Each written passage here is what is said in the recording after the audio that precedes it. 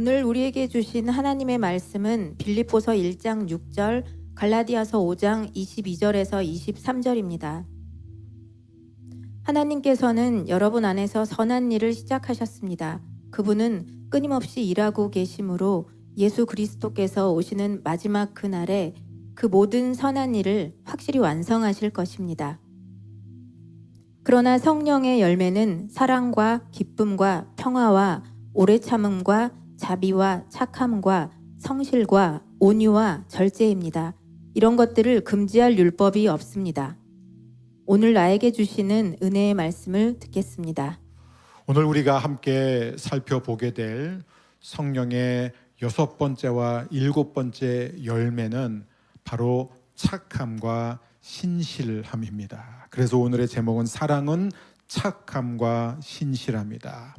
우리 말씀을 듣기 전에 먼저 기도하겠습니다. 성령님, 이 시간에도 우리의 마음을 가득 채워주셔서 오늘도 정보로서의 말씀이 아니고 지식으로의 말씀이 아니라 예수 그리스도를 깊이 만나고 성령의 능력을 경험하는 예배가 되게 하여 주옵소서. 예수님의 이름으로 기도합니다. 아멘. 성경을 보게 되면 예수님은 물론 사도 바울과 사도들이 이 편지를 쓸 때마다 굉장히 강조하는 게 하나 있습니다. 그것은 바로 올바른 신앙은 올바른 말과 행동으로 나타난다는 거예요. 언제나 우리의 신앙은 우리의 삶으로 그대로 이어지게 되어 있다는 것입니다. 그런데 이 예수님 시대뿐만 아니라 바울 시대, 또 사도들이 활동했던 그 시대는요, 굉장히 열악한 시대였습니다. 정치, 사회, 문화적으로 엄청난 억압을 받고 있는 시대였죠. 밖에서만 그런 게 아니에요. 안에서도 더 심했습니다. 그때는 소위 우리가 말하는 성경 66권도 없었어요.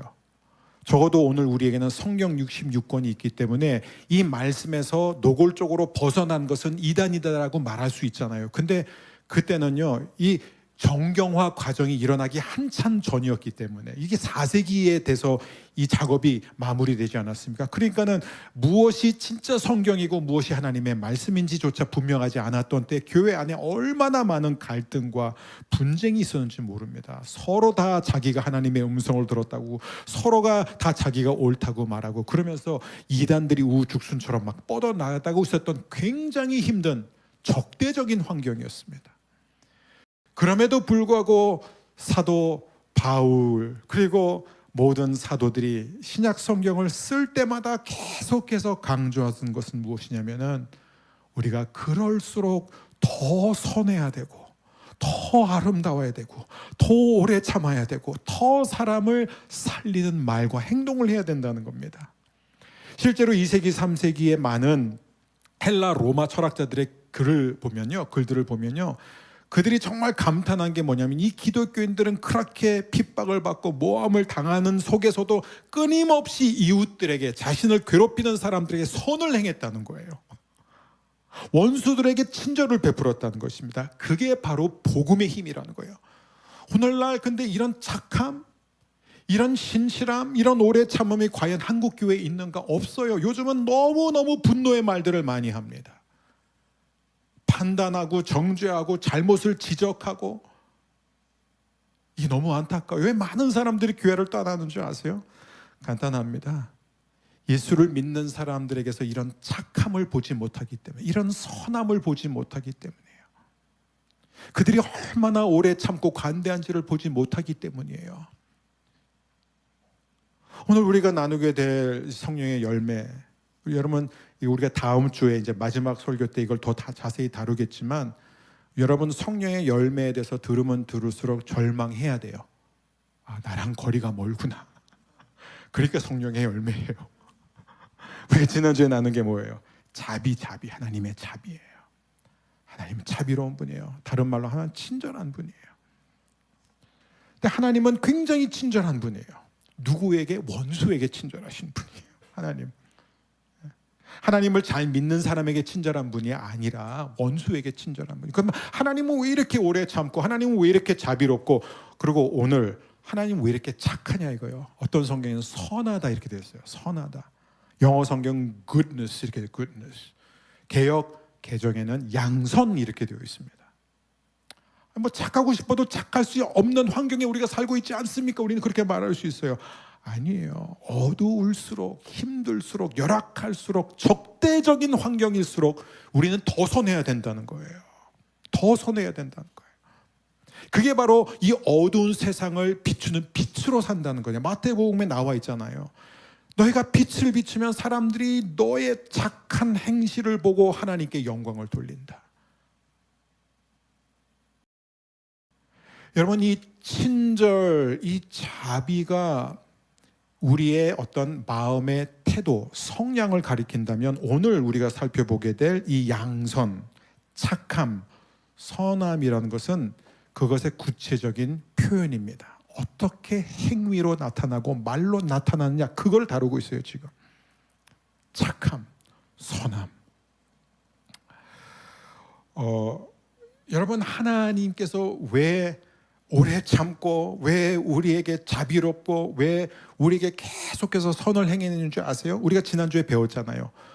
우리로 하여금 회개에 이르도록 하기 위해서예요. 여러분, 우리가 이걸 가볍게 생각해서는 안 됩니다. 저와 여러분이 오늘 이 자리에 나와 하나님의 자녀의 신분으로서 하나님을 예배할 수 있는 이유가, 그 근거가 뭔지 아세요?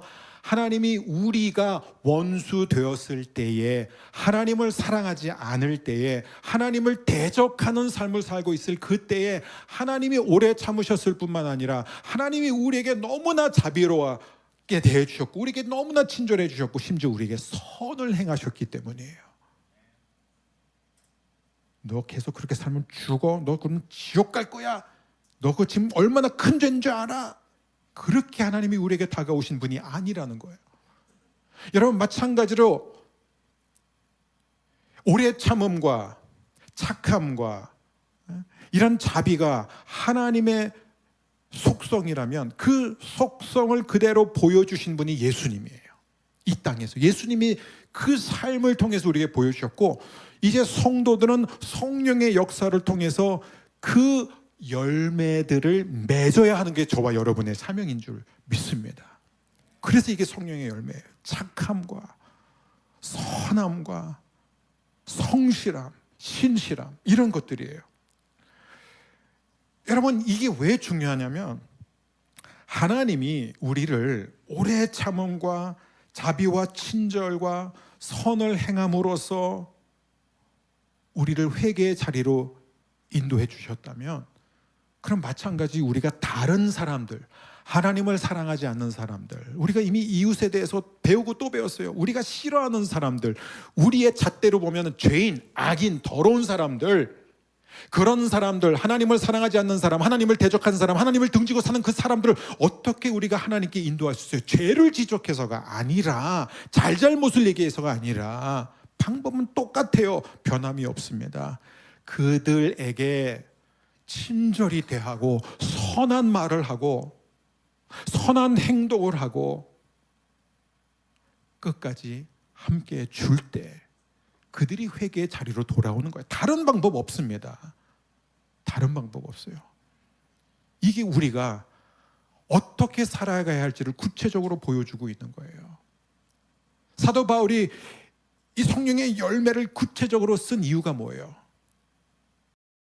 하나님을 향한 사랑이 이웃을 향한 사랑으로 이어질 때 그 사랑이 구체적으로 어떻게 표현된지를 이렇게 성령의 열매를 통해서 왜 우리에게 이렇게 자세히 설명했을까요? 왜냐하면 이 방법이 아니고는 우리는 결코 하나님을 사랑하지 않는 사람을 하나님께 돌아오게 할 수 없기 때문이에요. 저는 우리 허브교회 모든 성도님들이 이 말씀을 기억하고 진지하게 생각했으면 좋겠어요. 저는 우리가 분노의 말, 판단의 말, 정죄의 말, 현실의 문제점을 막 표현하고 잘잘못을, 요즘 그런 사람들 너무 많아요. 그런 언어를 쓰지 말고 거칠 말, 싸나운 말들을 하지 말고요.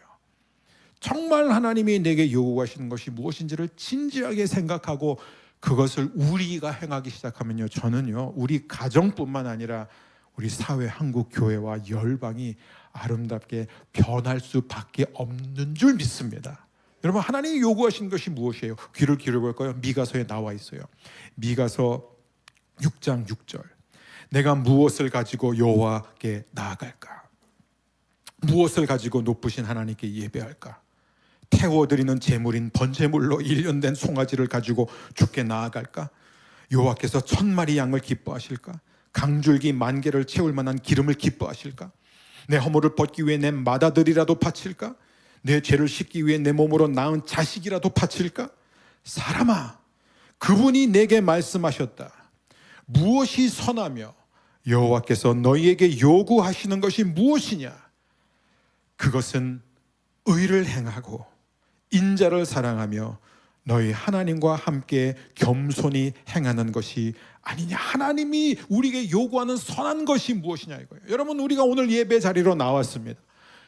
예배하러 나올 때 우리는 항상 그러죠. 하나님, 우리가 어떻게 예배할까요?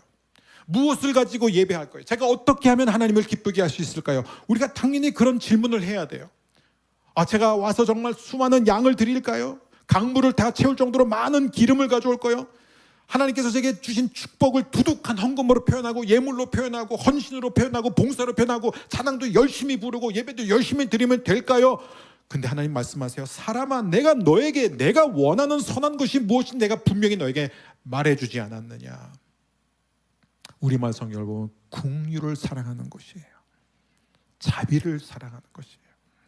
하나님이 나를 긍휼히 대해주시고 하나님이 나에게 친절을 베풀어 주시고 나에게 원수 되었을 때 오래 참으신 것처럼, 여러분, 하나님의 친절은 어떤 친절인 줄 아세요? 하나님의 친절은 우리가 하나님을 대적할 그때에 자신의 하나밖에 없는 아들을 보내셔서 십자가에 죽게 하시기까지의 친절이, 그런 친절이 하나님의 친절이지, 저 사람은 내가 선물을 2번, 3번 해줬는데 땡큐도 없어 안 되겠다, 그건 친절이 아니에요. 저 사람은 맨날 받는 것만 하지, 내가 벌써 밥만 3번 샀는데 한 번도 쏠 생각을 안 해, 저 사람은 틀렸어. 그런 게 친절 아니에요. 진정한 친절은 내가 아무리 친절을 베풀어도 상대방이 갚을 수 없을 때 베푸는 친절이지, 그게 하나님의 친절이에요. 여러분, 우리가 악인에 대해서, 죄인에 대해서, 믿지 않는 사람에 대해서 꾸준하게 그런 친절을 베풀면요, 그 사람은 반드시 마음이 녹아지게 될 줄 믿습니다. 하나님의 방법입니다. 하나님이 하시는 일이에요. 그게 바로 하나님이 원하시는 거예요. 여러분, 에베소서 2장 10절, 우리를 창조하신 분은 하나님이십니다. 그리스도 예수 안에서 우리를 새 사람으로 변화시켜 착한 일을 하게 하신 분도 하나님이십니다. 하나님께서는 우리 안에 이미 오래전부터 선한 일을 계획해 놓으셨습니다. 우리의 삶이 선하게 되도록 그렇게 계획해 놓으셨습니다. 너무나 분명하게 사도 바울이 말하고 있지 않습니까?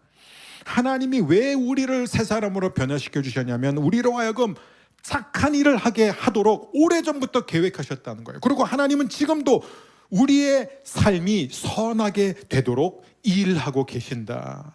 그게 바로 성령의 역사예요. 여러분, 뭐 별거 아니에요. 그거 내가 해줄게, 그거 내가 한번 해결해 볼게. 아니야, 이거 힘든 거는 그냥 나한테 맡겨. 또 남편분들은 오늘 여보 힘들지, 내가 오늘 설거지 할게, 내가 일주일 동안 설거지 할게. 이게 기적이잖아요. 오늘 쓰레기 내가 버릴게, 음식물 쓰레기 이제 내 몫이야. 저는 이 말하면서도 찔리고 있습니다. 네. 이런 게 바로 선행이에요. 가깝게 우리 가족에게도요. 고린도후서 5장 10절을 보면은 우리는 모두 그리스도의 심판대 앞에 서야 합니다.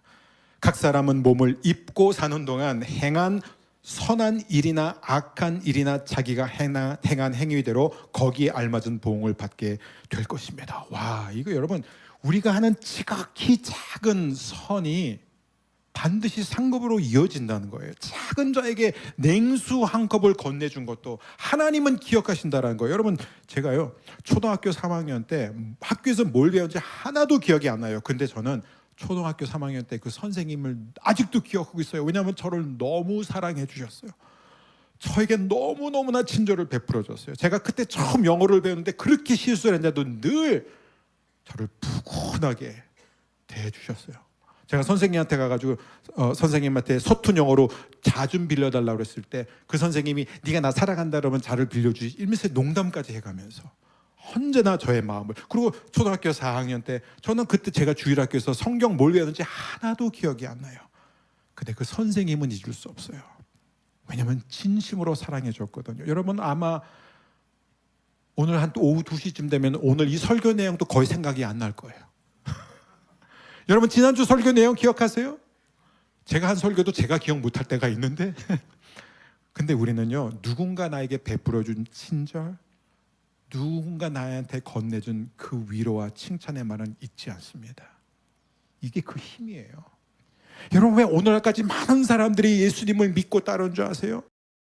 여러분 예수님이 이 땅에 오셔서 설교만 열심히 하고 복음만 전하고 그 다음에 그냥 올라가셨으면 아무도 예수님 기억하지 않아요. 누가 예수님을 따릅니까? 예수님을 수많은 사람들이 오늘까지 믿고 따르고 살아가는 이유는 하나예요.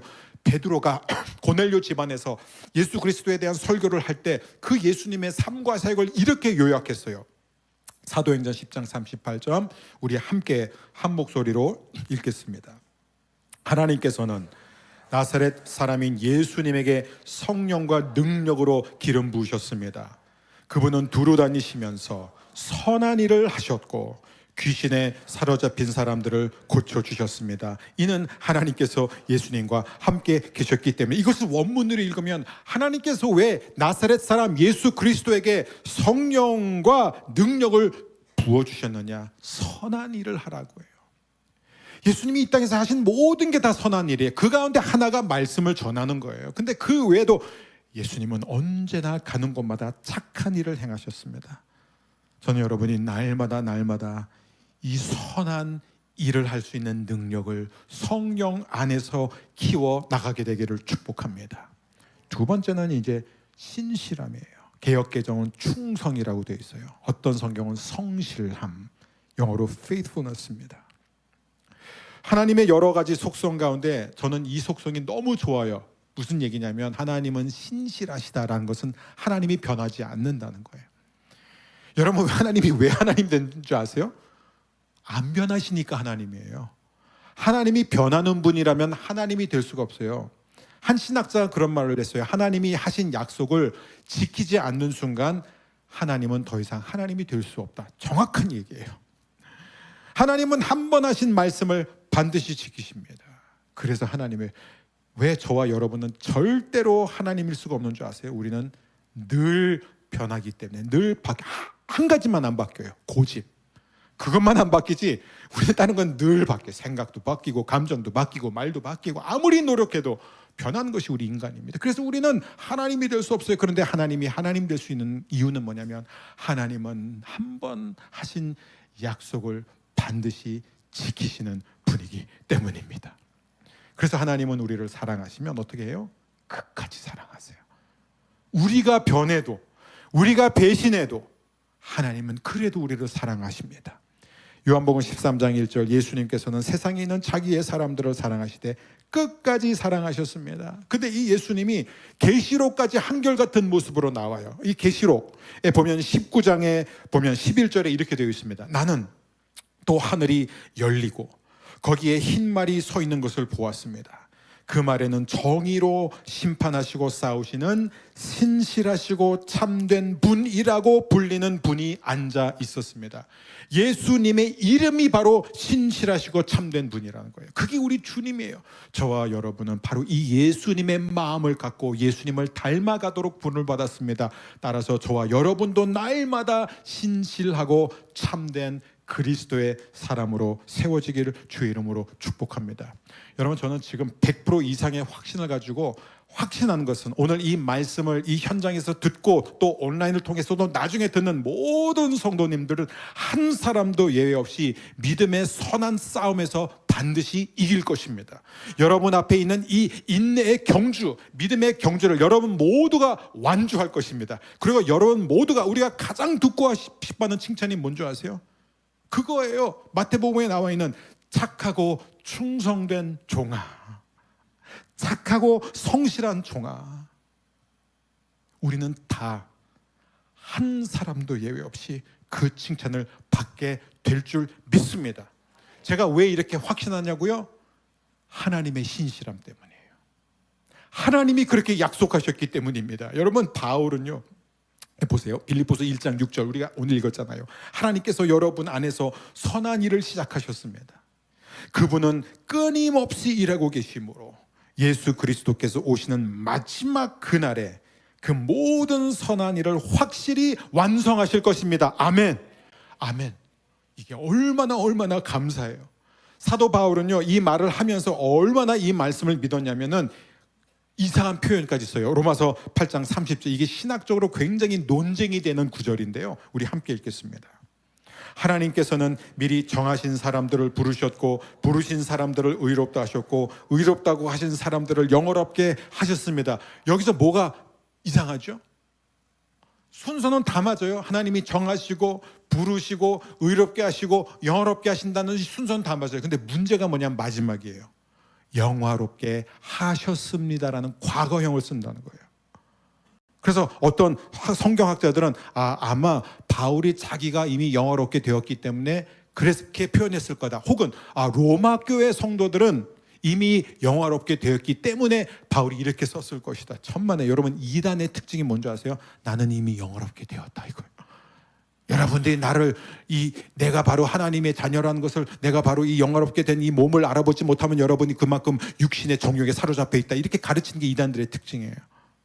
영안이 열려야 된다 이러면서.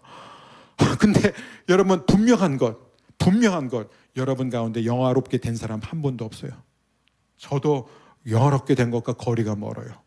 근데 사도 바울은 왜 하나님께서 정하셨고 하나님께서 부르셨고 하나님께서 의롭게 하셨고까지도 좋아요. 근데 왜 영화롭게 하셨습니다라고 할까요?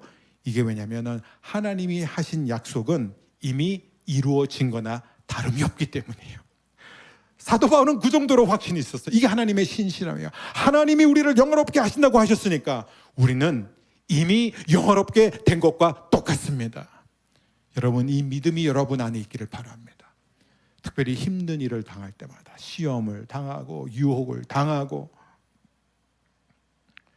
예기치 않은 결과 앞에 낙심하고 병들고 심지어 이 땅에서 재앙을 만날 때도요, 우리는 어떻게 해야 되죠? 하나님의 신실하심을 생각해야 돼요. 나는 하나님 나라에서 이미 영화롭게 되었다 이거예요. 여러분, 우리의 자녀들 이미 영화롭게 되었습니다. 걱정하지 마세요.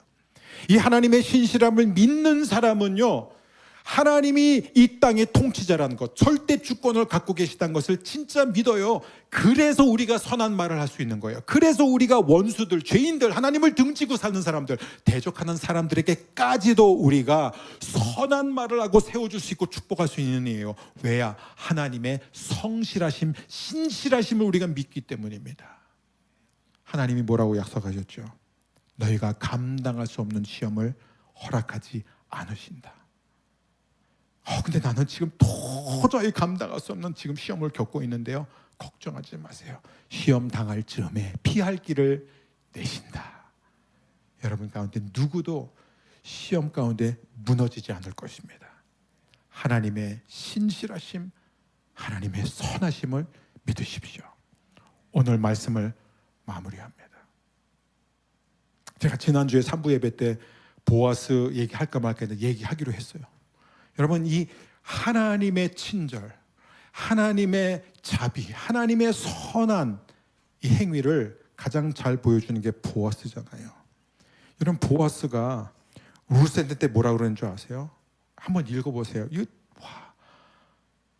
진짜 너무 읽을 때마다 감동받아. 일로 와라, 내 곁으로 와라. 이게 무슨 불륜 드라마 아니에요, 여러분. 내 곁으로 와라. 절대 이삭을 다른 밭에 가서 주지 마라. 거기 위험해.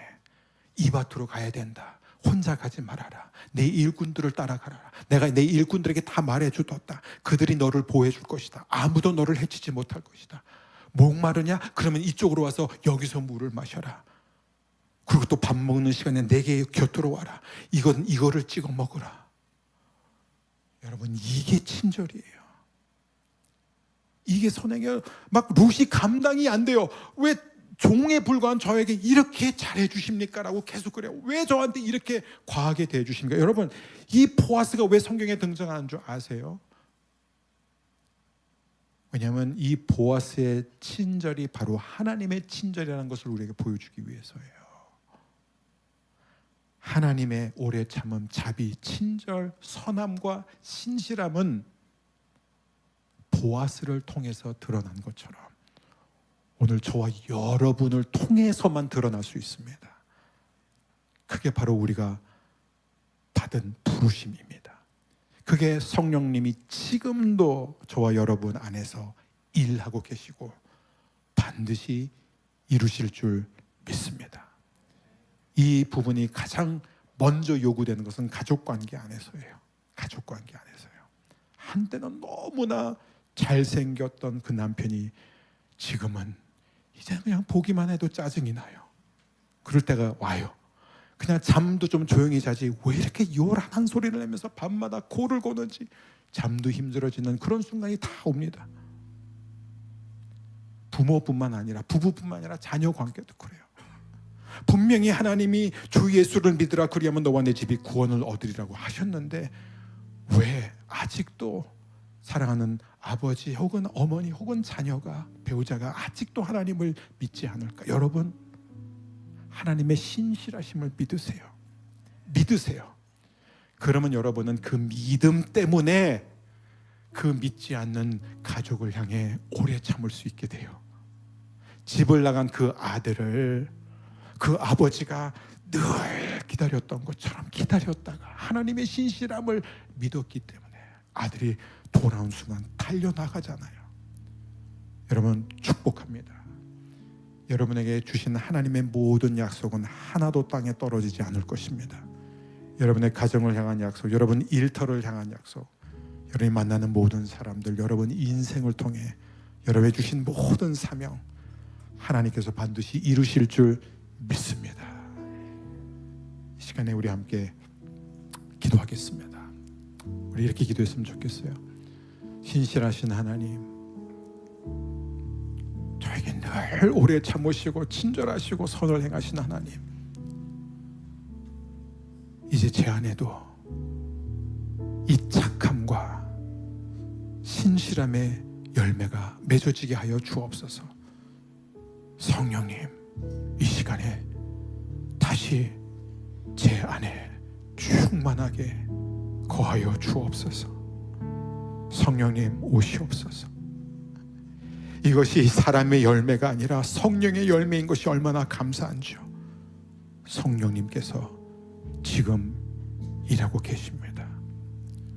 사랑하는 여러분, 지금 성령님이 여러분 안에서 이 말씀을 통해 일하고 계십니다. 주님, 이 말씀이 내 안에 뿌리 내리게 하여 주옵소서. 이 말씀이 내 안에서 살아 움직이게 하여 주옵소서. 주여, 내게 사랑을 더해 주셔서 사랑할 때 사랑의 열매가 맺어지게 하시고 오래 참음을 부어주셔서 오래 참을수록 오래 참음의 열매가 자라게 하여 주시고, 주여, 나의 못된 마음 가운데 착한 마음을 주셔서 주님, 날마다 더 착함의 열매를 맺게 해주시고 지금 나를 부르신 그 자리, 그 관계 안에서 끝까지 충성할 수 있도록 주여 성령이여 저와 함께하여 주옵소서. 그렇게 하실 주님을 찬양하며 귀하신 주님 예수님의 이름으로 기도합니다. 아멘.